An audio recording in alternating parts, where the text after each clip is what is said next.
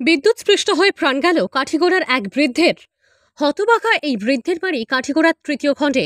মঙ্গলবার বিকাল প্রায় 2টো নাগাদ জলসম্পদ বিভাগের কাঠিগড়া সাব ডিভিশনের কর্মচারী জামাল উদ্দিন বড়ভূঁইয়া নিজ বাড়িতেই একটি বৈদ্যুতিক মোটরের সুইচ বোর্ডে কাজ করতে হঠাৎ তার হাতে বিদ্যুৎ স্পষ্ট হয়ে যায়। এতে বেগতিক অবস্থায় তাকে কাঠিগড়া মডেল হাসপাতালে নিয়ে আসেন নিকট আত্মীয়রা। হাসপাতালে আসার পরপরই কর্তব্যরত চিকিৎসক তাকে মৃত বলে ঘোষণা দেন। মৃত্যুকালে তার বয়স হয়েছিল 59 বছর। তিনি রেখে গেছেন স্ত্রী সহ এক পুত্র ও এক কন্যা সহ অসংখ্য গুণগ্রাহী। তার আকস্মিক মৃত্যুতে এলাকায় শোকের ছায়া নেমে এসেছে। তাকে শিলচর মেডিকেল কলেজ হাসপাতালে ময়নাতদন্তের জন্য পাঠানো হয়েছে।